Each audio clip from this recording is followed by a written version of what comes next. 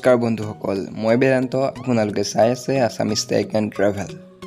বন্ধুসকল, আমি জানো যে পৃথিৱীত বহুতো দলং আছে যিবোৰ এক পক্ষৰ পৰা দেখিবলৈ অতি ধুনীয়া আৰু আন ফালৰ পৰা অতি বিপদজনক।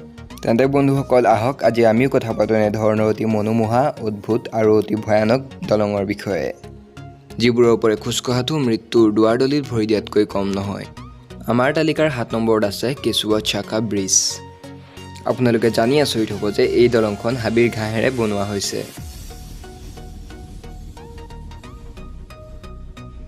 এই ব্ৰিজৰ দৈৰ্ঘ্য 118 ফিট আৰু উচ্চতা 220 ফিট।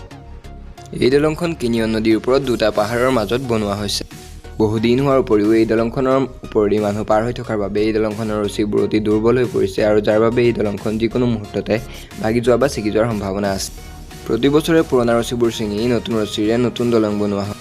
প্ৰতিটো খোজতে লৈ থকা দলংখনৰ ওপৰত খোজ কাঢ়োতে এনেকুৱা অনুভৱ হয় যাতে দলংখন এতিয়াই তললৈ উলটি যাব আৰু আপুনি তলত পানীত পৰি যাব। 6 নম্বৰত আছে ইউবেইন ব্ৰিজ।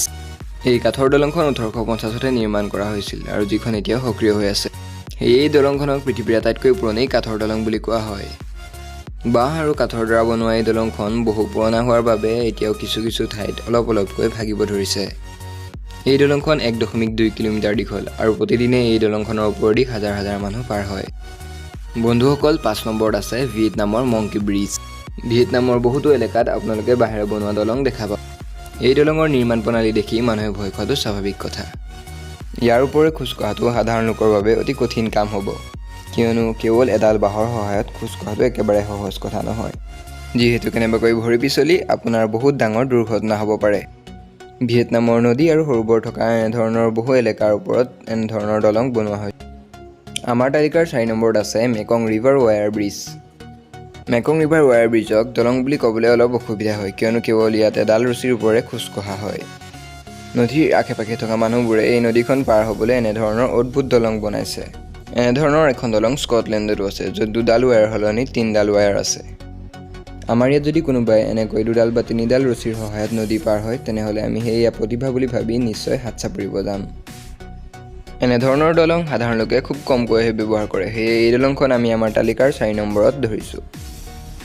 বন্ধুসকল, 3 নম্বৰত আছে ইউক্ৰেইনৰ AI পেট্ৰি ব্ৰিজ। এই ঠাইটুকুৰা ইউক্ৰেইনৰ আটাইতকৈ ওখ ঠাই। ইয়াক ইউৰোপৰ শিখৰ বুলিও কোৱা হয়। AI পেট্ৰি ব্ৰিজে দুটা পাহাৰক পৰস্পৰ সংযোগ কৰিছে। এই দলংখন সমুদ্ৰতলিৰ পৰা প্ৰায় 4048 ফিট উচ্চতাত আছে। যিহেতু এই দলংখন অতিশয় উচ্চতাত অৱস্থিত, সেয়ে ইয়াৰ ওপৰেৰে পাৰ হওঁতে প্ৰায় সকলো সময়তে অতি দ্ৰুত বেগত বতাহ বলি থাকে। সেয়ে এই দলংখনেৰে পাৰ হওঁতে সকলো লোকৰে গাৰ নোম শিয়ৰি উঠাটো কোনো অস্বাভাৱিক কথা নহয়। বন্ধুসকল, 2 নম্বৰত আছে চাইনাৰ গ্লাছ ব্ৰিজ। চীনত থকা এই দলংখনৰ দৈৰ্ঘ্য প্ৰায় 1410 ফুট আৰু প্ৰস্থ 20 ফুট। সমুদ্ৰতলিৰ পৰা প্ৰায় 1180 ফুট উচ্চতাত থকা এই দলংখন সমগ্ৰ পৃথিৱীৰ কাৰণে অতিকৈ আকৰ্ষণীয়। প্ৰথমতে এই দলংখনত কিছুমান ক্ৰেকিং ইফেক্ট পোৱা গৈছিল, যিবোৰ টেকনিকেল ভুলৰ কাৰণে বৰ্তমান বন্ধ কৰা হৈছে। যদিও এইখন এখন মজবুত দলং, তথাপি কোৱা হয় যে মেড ইন চাইনাৰ বস্তুত কেতিয়াও ভৰসা কৰিব নালাগে।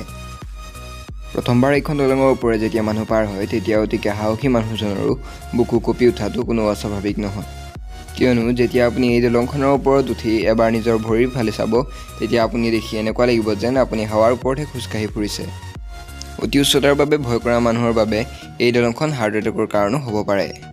বন্ধুসকল, একেবাৰে ওপৰত অৰ্থাৎ 1 নম্বৰত আছে পাকিস্তানৰ হছিয়ানী ছাছপেনশ্যন ব্ৰিজ।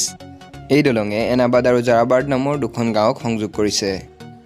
এই পুলখন অতিকে পুৰণি দলং, যাক 2014 চনত ৰিপেয়াৰ কৰা হৈছিল। এই দলংখনৰ ওপৰে মানুহ অতি ঘনকৈ অহা যোৱা কৰে বাবে ইয়াৰ কেবুল আৰু ইয়াৰ কাঠবোৰ বৰ্তমান ঢিলা আৰু অতি দুৰ্বল হৈ পৰিছে।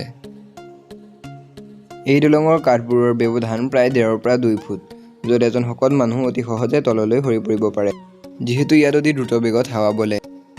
প্ৰতিটো কদমতে লৰচৰ কৰা এই দলং, তাৰোপৰি ইয়াৰ অতি ভয়ানক নিৰ্মাণ প্ৰণালী আৰু ইয়াৰ তলত বৈ থকা দ্ৰুতগতিৰ পানীয়ে ইয়াৰ পৰা কোনো ব্যক্তিক বাচিবলৈ সুযোগ নিদিয়ে। নেশ্যনেল জিঅ'গ্ৰাফিৰ ৰিপৰ্ট মতে এই দলংখন পৃথিৱীৰ আটাইতকৈ ভয়ানক দলং, যি দলং প্ৰতি বছৰে 10 পৰা 15 জন ব্যক্তিৰ মৃত্যুৰ কাৰণ হয়। বন্ধুসকল, এই ভিডিঅ'টো আপোনালোকৰ কেনেকুৱা লাগিল আশা কৰোঁ কমেণ্ট বক্সত নিশ্চয় আপোনালোকে মোক ক'ব। লগতে এনেধৰণৰ আৰু ভিডিঅ' পাবলৈ অনুগ্ৰহ কৰি মোৰ চেনেলটো ছাবস্ক্ৰাইব কৰি লওক আৰু লগতে মোৰ ভিডিঅ'টো লাইক কৰক।